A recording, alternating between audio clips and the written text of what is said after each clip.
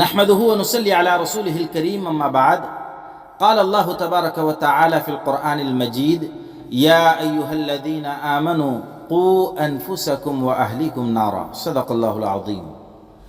آج کا ہمارا چھٹا سبق بچوں کی تعلیم اور تربیت کے عنوان پر ہے۔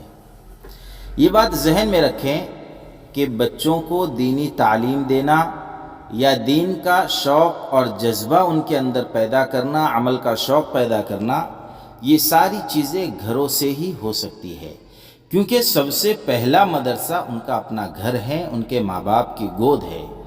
ماں باپ بچوں کے قریب ہوتے ہیں، وہ بچے کو جس سانچے میں ڈھالنا چاہے ڈھال سکتے ہیں، جس رنگ و روپ میں چاہے وہ رنگ سکتے ہیں۔ بچے کا سنورنا ہو یا بگڑنا ہو، دونوں گھر سے ہی چلتے ہیں۔ اس لیے بچوں کی تعلیم و تربیت کے اصل ذمہ دار ان کے ماں باپ ہے۔ بچپن میں ماں باپ ان کو جس راستے پر ڈال دیں گے، چاہے وہ اچھا طریقہ ہو یا برا طریقہ ہو، وہی ساری زندگی ان کی بنیاد بن جائے گا۔ آج کل ماں باپ اپنی اولاد کو دنیا کا علم حاصل کرنے کے لیے نہ جانے کتنے علوم سکھاتے ہیں، ہزاروں نہیں لاکھوں روپیے اس کے پیچھے خرچ کرتے ہیں۔ کئی ماں باپ تو اپنے بچوں کو ہنر سکھانے کے لیے کسی کارخانے یا فیکٹری میں اس کو پہنچا دیتے ہیں، لیکن دین کا علم سیکھنے کے لیے دینی عقیدوں اور دینی طریقوں کو سکھانے کو بالکل بھی ضروری نہیں سمجھتے۔ اور اگر کسی نے بہت ہی دینداری کا خیال کر لیا تو ذرا سا مکتب میں کسی استاد کے پاس سال دو سال پڑھا لیا، اس کے بعد پھر اس کو تجارت میں لگا دیا، اور اس کی وجہ سے ہمارا بچہ دین کی بہت ضروری باتوں سے محروم رہ جاتا ہے۔ بچے کے دل میں خدا کا خوف، خدا کی یاد، خدا کی محبت، آخرت کی فکر، اسلام کے حکموں کو سیکھنے سکھانے اور اسی کو زندگی کا مقصد بنا لینے کا جذبہ پیدا ہو جانے کی ہم نے پوری کوشش کرنی چاہیے۔ اس کو نیک عالموں اور حافظوں کی صحبت میں بٹھانا چاہیے، اس کو دین کی تعلیم دلانی چاہیے، قرآن شریف حفظ کروانا چاہیے، قرآن اور حدیث کے معنی اور مطلب سمجھانے کے لیے عربی زبان سمجھانی اور پڑھانی چاہیے۔ اپنی اولاد کو نماز کی پابندی، حلال کمائی، اللہ کی عبادت، اللہ کی یاد، قرآن مجید کی تلاوت، حرام سے پرہیز، امانت داری، حیا، شرم، سخاوت، صبر، شکر، بندوں کے حقوق کی ادائیگی، وعدوں کا پورا کرنا، اس طریقے کے بہت سارے اچھے کام ہیں جو سکھانا ضروری ہے۔ اگر ہماری اولاد دین کے طریقے پر چل کر دوزخ سے بچ گئی تو دنیا میں اگر وہ بھوکی پیاسی بھی رہی تو یہ بڑی کامیابی ہے، لیکن اگر اس نے لاکھوں روپیہ کمایا، بڑی بلڈنگیں بنوا لی، مگر خدا سے دور رہ کر گناہوں میں پڑ کر دوزخ مول لے لی، تو دولت اور جائیداد ساری بیکار ہے، بلکہ بیکار ہی نہیں، اس کے لیے وبال ہی وبال ہے۔ عورتوں کی یہ بڑی ذمہ داری ہے کہ اپنی اولاد کو دیندار بنائیں، دوزخ سے بچائیں۔ ہر بچہ کم از کم 9 سے 10 سال تو اپنی ماں کے پاس ہی رہتا ہے۔ اس عمر میں اسے دین کی باتیں سکھائیں، اس کو دیندار بنائیں، اور اگر اولاد دیندار ہوگی تو وہ تمہارے لیے دعا بھی کرے گی، اور جو علم تم نے اسے سکھایا ہے اس پر عمل کرے گی، تو اس کا اجر و ثواب بھی تم کو ملتا رہے گا۔ اللہ کے رسول صلی اللہ علیہ وسلم نے ارشاد فرمایا کہ جب انسان مر جاتا ہے تو اس کے سب کام ختم ہو جاتے ہیں اور ان کا ثواب بھی ختم ہو جاتا ہے، سوائے 3 کاموں کے کہ ان کا ثواب مرنے کے بعد بھی ان کو ملتا ہی رہتا ہے۔ وہ 3 کام یہ ہیں کہ کہیں صدقہ جاریہ میں مدرسہ بنا دیا، مسجد بنا دی، کوئی مسافر خانہ بنوا دیا، تو یہ جب تک آباد رہے گا لوگ اس سے فائدہ اٹھاتے رہیں گے، لوگ اس میں عبادت کرتے رہیں گے، مدرسے میں تعلیم حاصل کرتے رہیں گے، اس کا ثواب مرحوم کو ملتا رہے گا۔ اسی طرح کسی کو ایسا علم سکھا دیا جس سے دینی نفع حاصل ہوتا ہو، تو وہ جب تک اس پر عمل کرتا رہے گا یا دوسروں کو سکھاتا رہے گا، اس کو اس کا ثواب جاریہ ملتا رہے گا۔ اور تیسرے، اگر پیچھے نیک اولاد چھوڑی ہے تو وہ نیک اولاد اس کے لیے دعاؤں کا اہتمام کرے گی۔ لہٰذا ظاہر ہے کہ ماں باپ کے لیے دعا اور خیرات وہی لوگ کرتے ہیں جو دیندار ہوتے ہیں اور آخرت کے فکر مند ہوتے ہیں۔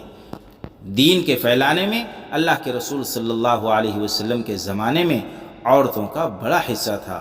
وہ خود بھی اسلام پر عمل کرتی تھی اور اپنی اولاد کو بھی دین پر چلاتی تھی، اور اپنے لڑکوں کو دین کے لیے جان دینے اور دین پر قربان ہونے کے لیے پرورش کیا کرتی تھی۔ ایک صحابی حضرت انس رضی اللہ تعالیٰ عنہ تھے، ان کی والدہ نے ان کو سمجھا بجھا کر اللہ کے رسول صلی اللہ علیہ وسلم کی خدمت میں لگا دیا۔ اس وقت ان کی عمر چھوٹی سی تھی، 10 برس انہوں نے اللہ کے رسول صلی اللہ علیہ وسلم کی خدمت کی اور پھر بہت بڑے عالم ہوئے۔ صحابی عورتوں میں دین سکھانے کے بڑے جذبے تھے، ان کے بعد والی عورتوں میں بھی اسلام کی تعلیم کو رواج دینے اور اپنے عزیز بچوں کو دین سکھانے کا اس قدر خیال تھا کہ جب ان کے گھر سے ان کے بیٹے یا بھائی دین کا علم پڑھنے کے لیے سفر کو جانے لگتے تو ان کی جدائی پر ذرا غم نہ کرتی اور ان کے خرچ کے لیے اپنا زیور تک دے دیتی تھی۔ امام بخاری رحمۃ اللہ علیہ کو تو سب جانتے ہیں، حدیث کے بہت بڑے عالم تھے۔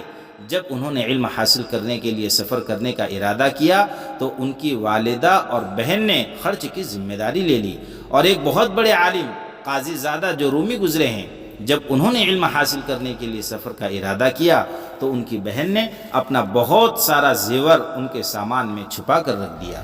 اسی طرح ایک اور بڑے عالم امام ربیعہ رحمۃ اللہ علیہ گزرے ہیں، ان کے باپ ایک مسلمانی حکومت کی فوج میں ملازم تھے۔ اس زمانے میں مسلمانوں کی فوجیں اسلام کو بلند کرنے کے لیے لڑائیاں کیا کرتی تھی۔ امام ربیعہ رحمۃ اللہ علیہ کے والد بادشاہی حکم سے لڑائیوں کے اندر بھیج دیے گئے۔ جب ان کو بھیجا گیا تو اس وقت امام ربیعہ رحمۃ اللہ علیہ ماں کے پیٹ میں تھے۔ جاتے وقت ان کے والد نے اپنی بیوی کو 30,000 سونے کی اشرفیاں خرچ میں لانے کے لیے دی تھی۔ خدا کا کرنا ایسا ہوا کہ ان کو لڑائیوں میں 27 سال لگ گئے اور پیچھے ہی بچہ پیدا ہوا اور اس نے حدیثوں کا علم حاصل کیا، پھر حدیثیں پڑھانے کا استاد بن گیا۔ وہ 30,000 اشرفیاں ماں نے اپنے بچے کو دینی تعلیم دلانے پر خرچ کر دی۔ اب جو 27 سال کے بعد امام ربیعہ رحمۃ اللہ علیہ کے والد گھر کو لوٹے تو بیوی سے پوچھا کہ ان اشرفیوں کا کیا ہوا؟ بیوی نے کہا کہ حفاظت سے رکھی ہیں۔ پھر جب وہ مسجد میں نماز پڑھنے گئے تو دیکھا کہ میرا بیٹا مسجد میں حدیثیں پڑھا رہا ہے اور دنیا اس کی شاگرد بنی بیٹھی ہے۔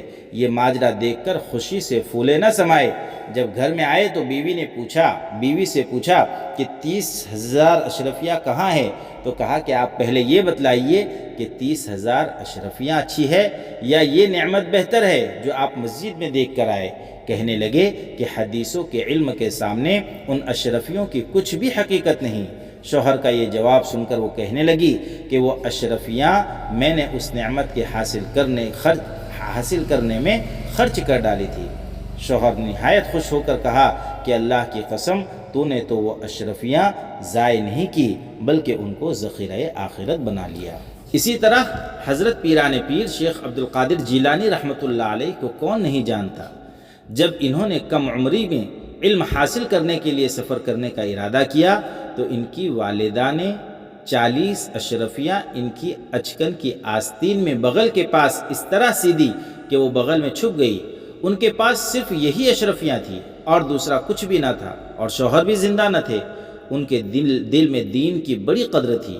چھوٹے سے بچے کو دین سیکھنے کے لیے دور بھیجنے پر بھی دل کو راضی کر لیا، اور جو کچھ اپنے پاس تھا یعنی جو 40 اشرفیاں تھیں وہ بھی بچے کو دے دی اور اپنے لیے سوائے خدا کے کچھ بھی پاس نہ رکھا۔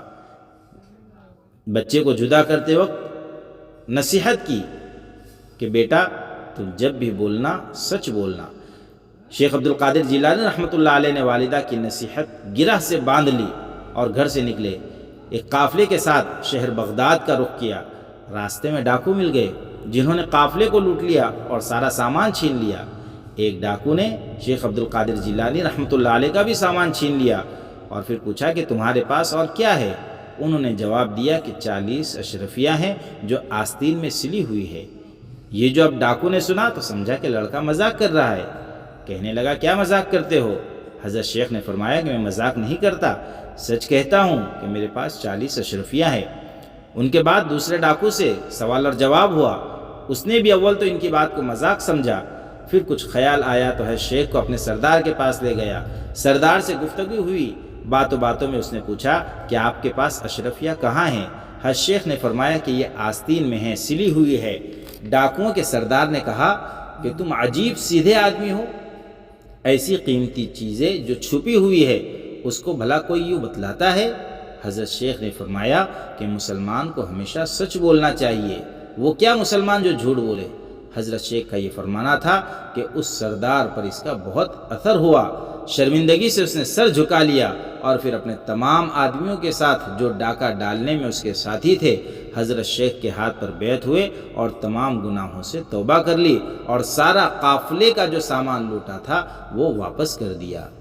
دیکھا ایک بوڑھی ماں کی نصیحت کا اثر اور بچے کے دین پر ڈالنے کا نتیجہ کہ سب ڈاکوؤں نے لوٹ سے توبہ کر لی اور سارے کا سارا قافلہ کا سامان بھی واپس مل گیا۔ آگے چل کر ہے شیخ عبد القادر جیلانی رحمۃ اللہ علیہ بہت بڑے عالم اور ولی اور بزرگ ہوئے اور تمام امت ان کی بزرگی کی قائل بھی ہوئی۔